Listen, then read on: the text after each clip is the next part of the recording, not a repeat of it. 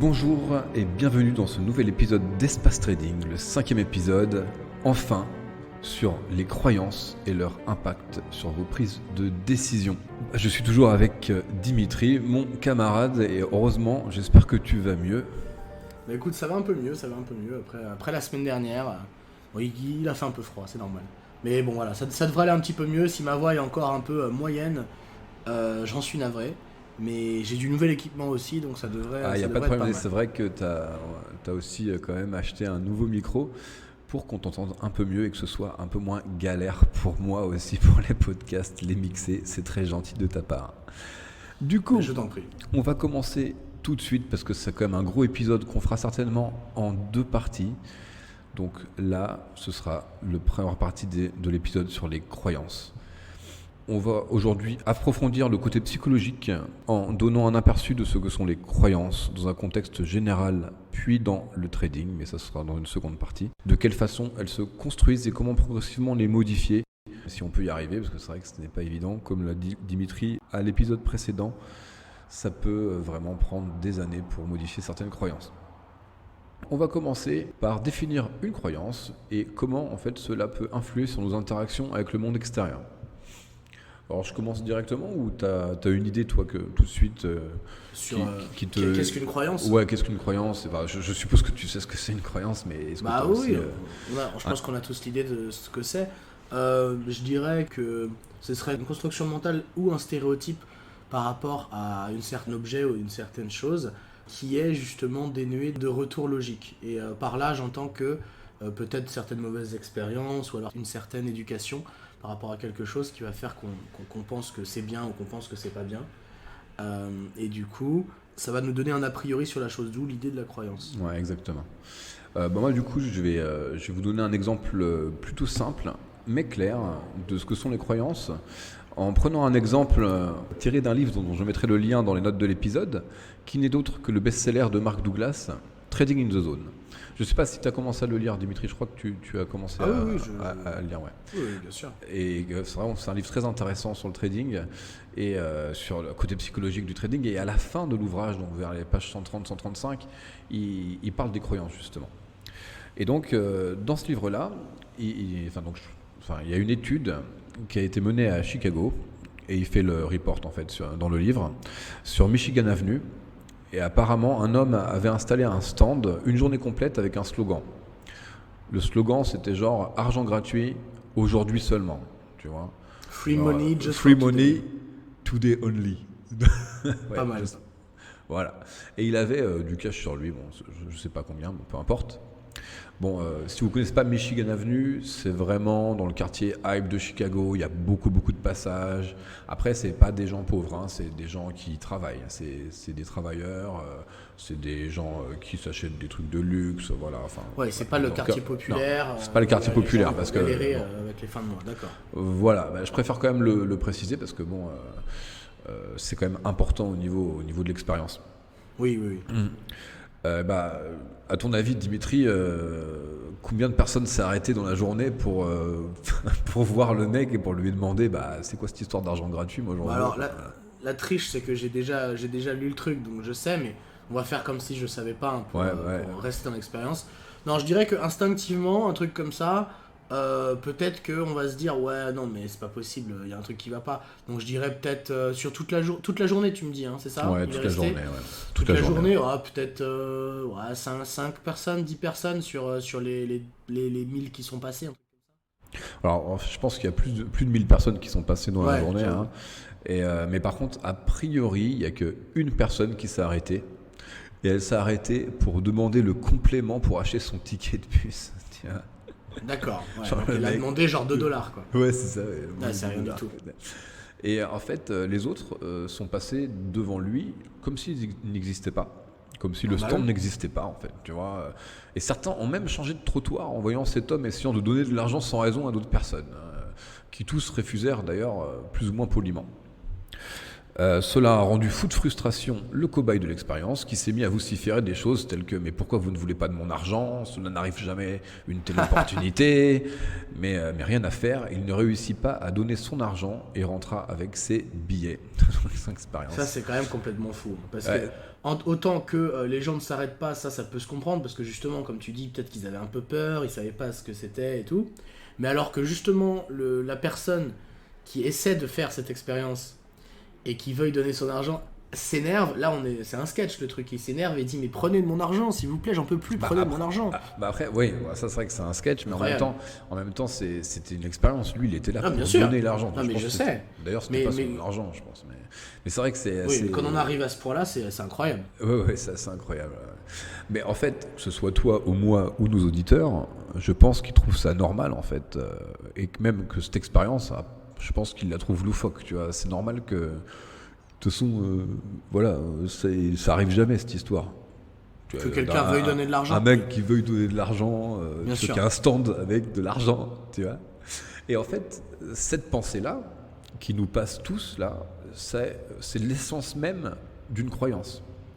Une croyance qui est extrêmement logique dans notre société actuelle, tu vois, parce que c'est une croyance intrinsèque au fonctionnement de notre société moderne, qui est la difficulté d'acquérir de l'argent. L'argent, justement, par essence, c'est pas gratuit. Tu vois, depuis l'enfance, nos expériences sont souvent corrélées négativement avec l'argent.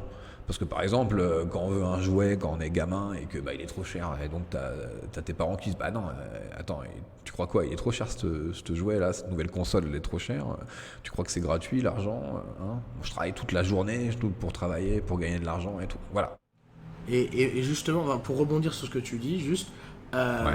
Je pense que, parce que là tu mets une famille qui va être, bon, on va dire, je dirais normale, enfin peut-être on va dire, allez, 90% des familles, mais ça existe que certains enfants vivent dans des familles très aisées, mais pourtant, et c'est là, alors là je n'ai pas lu, je dis pas ça par rapport au bouquin où j'ai rien qui supporte mes arguments, c'est juste que j'extrapole, je pense que même dans une famille aisée, il y a cette idée qu'il faut travailler pour de l'argent et que c'est pas facile d'avoir de l'argent.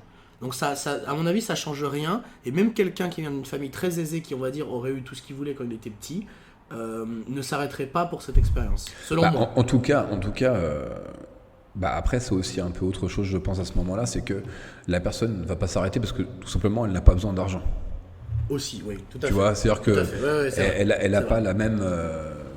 Le même rapport avec l'argent, c'est que depuis qu'il est jeune, il trempe dans des business, il a cette façon de gérer l'argent qui est différente des gens normaux comme toi et moi, tu vois. Non, mais après, ça veut pas dire qu'il n'a pas conscience qu'il faut travailler pour gagner de l'argent, mais je pense qu'il s'arrêtera pas, mais c'est pas pour la même raison. Mais justement, c'est peut-être pas pour la même raison, mais c'est d'autant plus intéressant, parce que même s'il se dit, voilà, j'ai pas besoin de ça ou quoi, parce que de toute façon, j'en ai assez,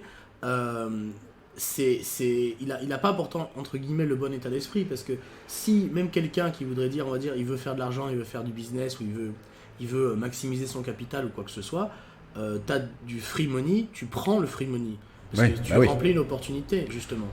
Ouais, et pourtant clair. Même dans cet état d'esprit là de quelqu'un qui dit bah moi j'ai pas besoin d'argent, pourtant il va pas essayer d'en faire plus. C'est génial cette idée de cette relation qu'on a entre travail égale argent, ou sueur égale argent, ou souffrance égale... Ouais, c'est clair. Et en tout cas, bon, du coup, cette croyance que l'argent n'est pas gratuit s'installe profondément depuis l'enfance. Elle va altérer notre perception de la réalité, finalement. Complètement. Parce que cette expérience, tu vois, qui est complètement folle, parce que c'est un événement qui est complètement tiré de nulle part, tu vois, et les gens... En fait, ça va tellement contraire à leur croyance forte que l'argent se gagne et il ne se donne pas, qu'ils préfèrent soit juste ne pas relever, donc c'est-à-dire ils passent sans relever qu'il y a un stand comme ça, tu vois, même si le mec va leur parler, ils vont pas répondre, ou même, encore pire, du coup ils vont changer de trottoir, parce que, attends, c'est quoi cette histoire d'argent gratuit ? Il y a un mec qui vocifère à côté, là, en plus, c'est un peu flippant, tu vois, donc on est suspicieux, tu vois, c'est pas possible. Le mec, il veut pas donner de l'argent, c'est pas normal. Est-ce que tu penses qu'aujourd'hui, par rapport à ça, je veux pas te couper. Ouais, vas-y, c'est pas grave. Je disais juste par rapport à ça, est-ce que tu penses qu'aujourd'hui, parce que cette expérience a été faite quand même il y a un certain nombre d'années, avec les tu sais, Twitter, tout ça, est-ce que est-ce qu'aujourd'hui ce serait encore possible de faire ça? Parce que un truc comme ça, je suis sûr que ça serait posté sur Facebook en moins d'une heure. Que quelqu'un voit le truc, se dise c'est vraiment bizarre, le prenne en photo et dise bah, qui c'est ce type, et poste le truc sur Facebook, et que le monde entier en quelques heures ou en quelques jours se rende compte qu'il y a eu un mec qui voulait filer des thunes. Mais après, ça veut pas dire qu'il serait allé jusqu'au bout et qu'il aurait essayé de le faire. Et au moins, l'image du gars aurait peut-être été passée partout. Ouais, mais c'est pour ça aussi que l'expérience a été faite à un endroit précis, je pense. Oui. Parce que c'était pour vraiment voir la réaction de personnes qui sont dans la vie active, qui sont en train de travailler, qui sont voilà. C'est sûr qu'avec tous les zonards, tous les geeks et tout, je sais pas, certainement qu'il y aura des gens du coup qui auraient essayé de tirer parti de ça, parce que justement, ils ont une réalité qui est différente des gens qui sont dans la vie active et qui travaillent de 8h du matin, 18h, voilà. Ils ont une réalité qui du coup est différente et permet de voir certaines opportunités. Yes. Tu vois, c'est juste que leurs croyances sont différentes. Après, c'est vrai que si on fait cette expérience avec de l'argent payant dans un monde où en fait la monnaie d'échange est gratuite, c'est pareil. Ce sera la même chose. Les mecs ils vont pas s'arrêter parce que on se dire mais c'est quoi ce gars qui vend un truc que nous on a gratuitement. Enfin, tu vois, c'est pareil. Exact. Mais nous ça nous paraît complètement con ce que je dis, mais en fait c'est à peu près la même chose. C'est vrai. Enfin voilà, du coup c'est pour ça que c'est très difficile à gérer les croyances, parce que c'est des choses qu'on a ancrées au plus profond de nous. Bon, moi j'ai pris un exemple qui est assez extrême, évidemment, mais je suppose qu'il y en a d'autres, et il y en a plein. Il y en a plein en fait. Les gens en ont beaucoup, mais qui ne se rendent pas compte que ce sont des croyances. Je ne sais pas si toi tu as une idée qui te vient à l'esprit d'une de tes croyances personnelles peut-être. Croyances personnelles. Ou par rapport, je sais pas, par rapport aux relations, par rapport. Tu vois, moi par exemple, parce que moi si tu veux, je suis allé à l'opéra avec une de mes amies le samedi dernier, et on a beaucoup discuté au retour. Et on a beaucoup discuté sur la relation humaine, tu vois. Et elle m'a exposé, bon, sans rentrer dans les détails parce que je ne vais pas exposer sa vie, mais sans rentrer dans les détails, elle avait une croyance forte des relations entre hommes et femmes qui était très différente de la mienne, tu vois. C'est que, voilà, elle pensait qu'un homme et une femme pouvaient s'attirer pour telle et telle raison, et que s'il n'y avait pas ça, c'était pas possible. Et moi, je pensais que même s'il n'y avait pas tous ces critères, qu'il y a peut-être aussi d'autres choses qui rentrent en jeu, rentrent en lice, et que du coup, les attirances et même le couple peut durer, même s'il n'y a pas tout ça. Mais elle n'était pas d'accord avec moi à 100%. Bien genre, sûr. Pour elle, c'était pas normal ce que je disais. Et elle aussi, du coup, comme j'étais en train de travailler sur l'épisode, je lui dis, tu vois, ça c'est une croyance active, tu vois. Et il faut que tu travailles dessus, tu vois. Bien sûr. Non, parce que j'en ai une qui me vient aussi, mais bon, après, est-ce que je m'expose sur Internet comme ça, pourquoi pas. Non, j'en ai une, c'était... c'est vrai que c'est en relation de femme, c'est vrai que j'étais élevé dans un état d'esprit où en fait ma mère, grand-mère lui en face, a toujours été très sympa avec moi, dans le sens où elle m'a toujours fait des compliments, elle m'a toujours dit que ça allait bien et tout. Mais donc ça fait plaisir, ça aide pour l'ego.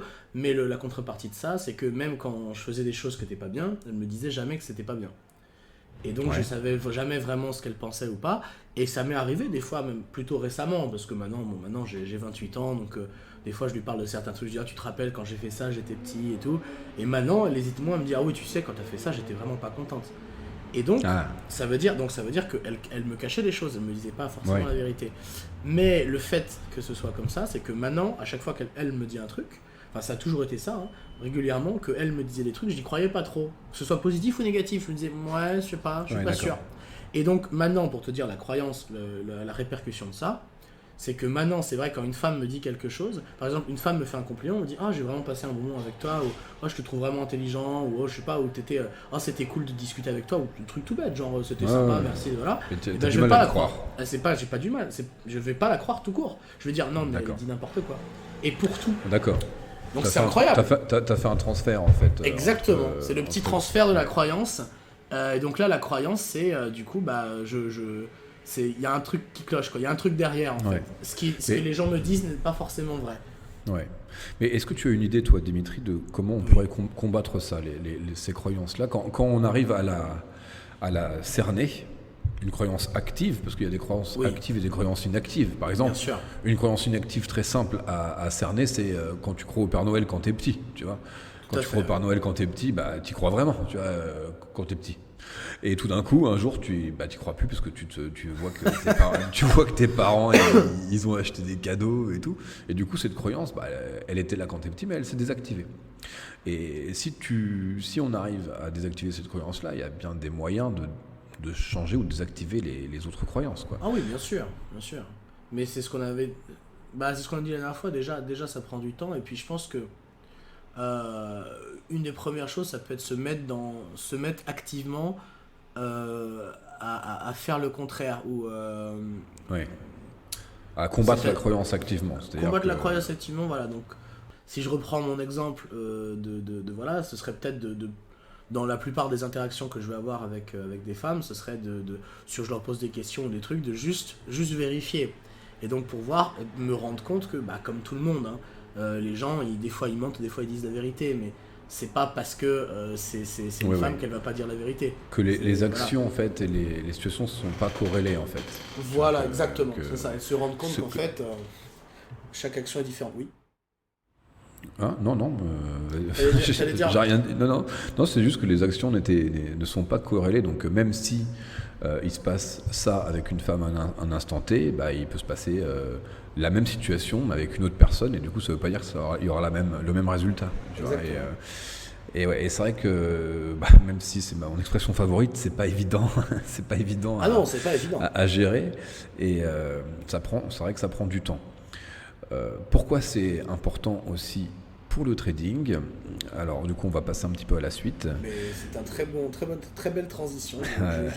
Je merci t'applaudis beaucoup. sans le faire parce que ça fera beaucoup de bruit. Tu as raison. Quand même.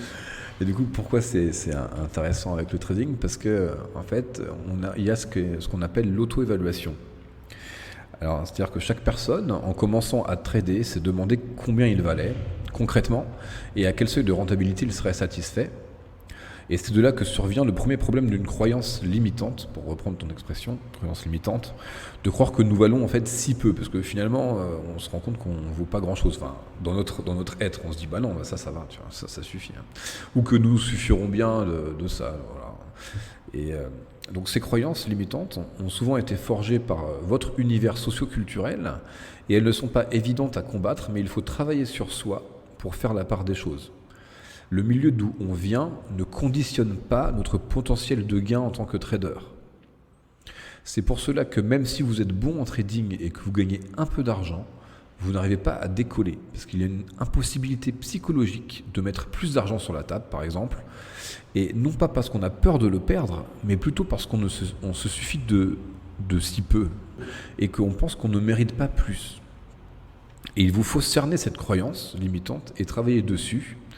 Par exemple, il faut entraîner notre mental à accepter davantage, et donc petit à petit essayer d'ouvrir des positions un petit peu plus grandes, mais aussi de travailler sur juste la façon de voir la vie.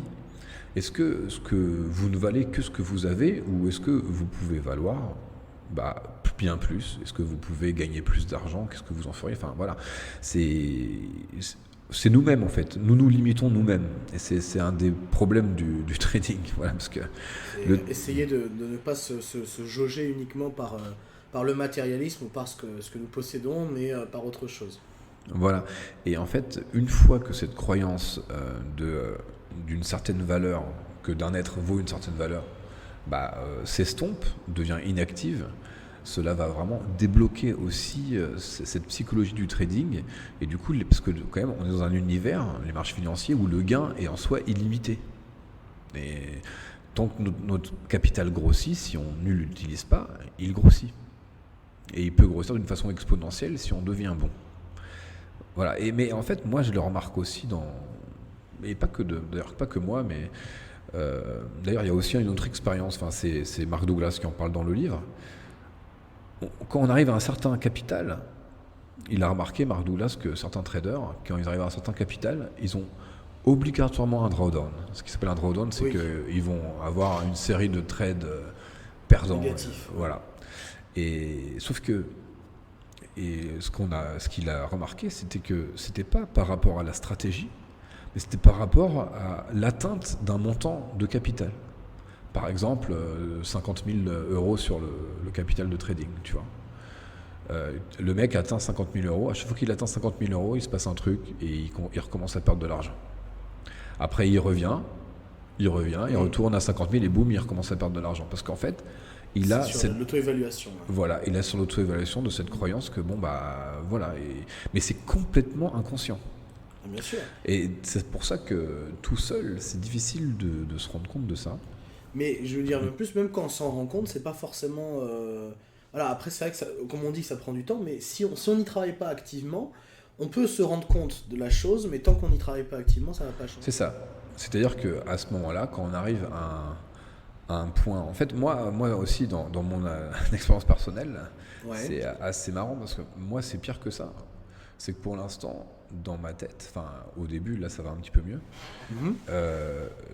Je pense, inconsciemment, j'ai pas à gagner d'argent avec le trading. Pour moi, c'est pas pour moi. Parce qu'on me l'a dit beaucoup, tu vois. Genre, c'est pas pour toi, t'es pas capable de faire ça. Non, mais toi, tu ferais mieux de faire ça, oui.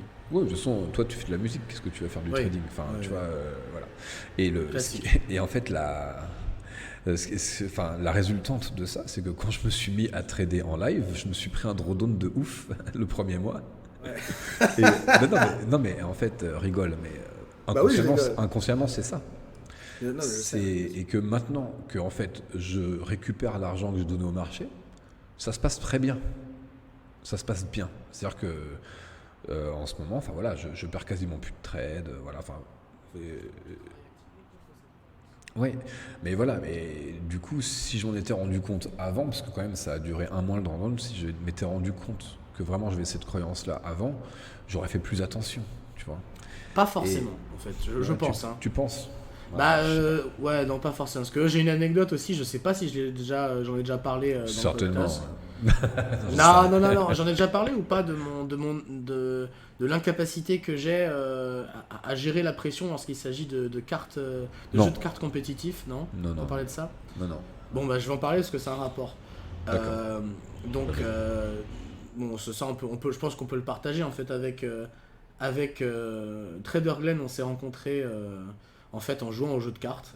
Jeu de cartes Magic. C'est un jeu qui existe depuis 1993. C'est un jeu de cartes. Il y a beaucoup de compétitions dans le monde entier. Il y a aussi des tournois où il y a des tournois avec 2000, 3000 personnes. Donc c'est quand même pas mal. Et donc j'ai jamais joué de manière très compétitive, même si je suis pas un mauvais joueur, mais je me suis jamais vraiment mis trop sur la compétition. J'ai essayé un petit peu. Et en fait, à chaque fois que je faisais des tournois où je me mettais très, très, très sérieusement, où je m'entraînais avant, je préparais les decks, où je connaissais un petit peu mieux tous les matchs et tout, en fait, le nombre, très souvent, je faisais le tournoi, et en fait, j'arrivais au moment où il y a des qualifications, il y a le premier jour du tournoi, et puis après, il y a des qualifications pour le deuxième jour du tournoi. Et où le deuxième jour du tournoi, il reste plus que les 200 meilleurs, c'est ça à peu près? Ou combien c'est? Genre les 600 meilleurs sur 2000, un truc comme ça? Non, c'est moins que ça, je pense. C'est moins que ça. Bon, et donc, plusieurs fois, je me suis retrouvé dans cet état où le premier jour, je me débrouillais plutôt bien, je gagnais quelques matchs et tout. Et j'arrivais au point où il me restait plus qu'un match pour être qualifié pour la suite. Donc plus qu'un match pour rentrer parmi le top 8 ou alors top 20 ou je sais pas quoi. Et comme justement j'ai cette croyance, et je m'en suis rendu compte, j'ai cette croyance que je suis pas un bon joueur en fait, je suis juste un joueur comme ça, je suis pas un joueur compétitif ou je suis pas du tout exceptionnel. À chaque fois que je joue ce match, je me mettais énormément de pression et du coup j'ai perdu tous mes matchs à chaque fois. Parce que je me liquéfiais sur place et le jeu que pourtant je m'étais entraîné pour apprendre justement à jouer de manière calme et réfléchie et tout, et du coup j'étais plus du tout, voilà, j'étais plus du tout calme, plus du tout réfléchi, et je jouais beaucoup plus avec mes émotions, ce qui fait que je perdais régulièrement. Et à ce jour, comme justement je n'y travaille pas activement parce que je ne souhaite pas non plus devenir joueur compétitif à long terme, en tout cas c'est pas une envie profonde, du coup comme j'y travaille pas activement, je suis sûr que si un jour ou l'autre, par exemple avec toi, on se refait un tournoi, et cette situation pourrait se reproduire. De toute façon c'est très intéressant parce que c'est exactement l'essence même d'une croyance, tu vois. Comme si tu méritais pas en fait C'est d'aller ça, au bout ça. parce que C'est tu ça. n'es pas assez testé, parce que tu ne... Je suis pas assez bon, Voilà, pas assez tu es pas intelligent, assez- pas tout tout ça. ce que tu veux, quoi. Ouais, c'est ça. Ouais, c'est clair. Ou c'est même, clair. même sans être question de pas être assez bon ou pas être machin, c'est ce que tu disais tout à l'heure, c'est que c'est pas toi quelque part. Voilà, c'est ça. Et ça te je correspond pense pas. que pour le trading, justement, ça c'est peut-être quelque chose qui risque d'arriver encore plus souvent. Parce que peut-être que Exactement. l'image que beaucoup de gens peuvent avoir sur le trading, c'est que c'est quelque chose d'exceptionnel avec des gens qui ont fait des milliers d'années d'études et qu'il faut avoir 158 de QI pour pouvoir faire du trading. Ce qui n'est pas vrai. Ce qui n'est pas vrai. Ce qui n'est pas vrai, du coup, voilà. Ouais. Et donc, je pense que ça doit être très présent, le côté de dire, mais en fait, trader, c'est pas moi, quelqu'un qui échange. Moi, je suis pas à Wall Street, je suis pas dans une tour au 38e étage, je ne peux pas faire ça. Ouais, voilà, c'est ça, ouais, c'est clair. C'est clair, pour un petit peu compléter ces discussions, il y a quand même, du coup, on peut noter plusieurs bouquins de psychologie ou de trading. Moi, donc, du coup, il y a Trading the Zone de Mark Douglas, qui est très intéressant. En français, c'est Trader, entrer dans la zone. Et il y a aussi les livres de Belle Tammy. traduction. Ouais, non, mais parce que c'est la traduction du livre. Hein, Oui, bien sûr, mais bon, c'est rigolo. Et il y a aussi les bouquins de Tammy Cabage, L'art du trading, qui est un best-seller en fait, où il y a quand même pas mal de psychologie et où en fait il parle un petit peu de cet aspect de est-ce que vraiment il faut avoir un bagage scolaire très important en études supérieures pour faire du trading. Il en parle justement quelques chapitres dessus. Et il y a aussi psychologie des grands traders pour un petit peu voir comment pensent les traders.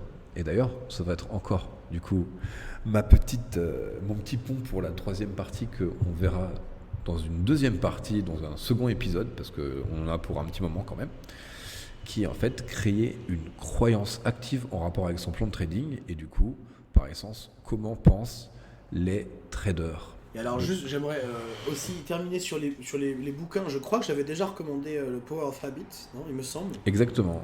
Voilà. Et donc pour compléter The Power of Habit, donc qui serait plus sur les habitudes, par rapport aux croyances, il y a un très bon bouquin de Ryan Holiday qui a été écrit en 2016, qui s'appelle Ego is the Enemy, où il explique que justement tous les passages à l'acte, tous les grands leaders et les gens qui ont vraiment réussi, ils ne se sont pas restés bloqués par leur ego, justement, l'ego de se dire, moi justement j'ai ce niveau, je mérite d'être à ce niveau, je mérite d'être ce truc là. Donc je pense que ça peut être pas mal. C'est plus de la psychologie que effectivement, c'est pas vraiment sur le trading. C'est très mais ça. Mais ça parle de ça parle de plein de important. gens. C'est un point qui est obligatoire pour réussir en trading. C'est obligatoire. Et alors, comme je l'ai lu il y a 2 ans et demi, je me rappelle plus qui est dedans, mais je me rappelle que c'était plutôt pas mal. Voilà. D'accord, ok, super. Je le mettrai dans le note de l'épisode, tu vois, et comme ça on pourra checker ça à tête reposée. Est-ce qu'il a été traduit en français, tu sais, ou pas? Ouais, je regarderai. S'il est en français, je mettrai le lien pour le livre en français. Là. Je ne crois pas. Ok. Alors si. Il n'existe pas en français. Très bien. Ok, voilà. Très bien. C'est pour seulement les anglophiles et les anglophones. Voilà, super. Ça marche. Ok, merci Dimitri. Du coup, je ne pense pas pouvoir faire un épisode la semaine prochaine parce que je serai en voyage en France. Peut-être que j'irai chez toi Dimitri et qu'on pourra enregistrer un épisode, mais je ne pourrai pas le mixer en fait. Donc voilà. Il y aura une semaine sans épisode d'Espace Trading. En tout cas, je vous souhaite à tous une bonne journée, une bonne semaine et j'espère vous voir bientôt pour un nouvel épisode d'Espace Trading, le podcast. Merci, au revoir.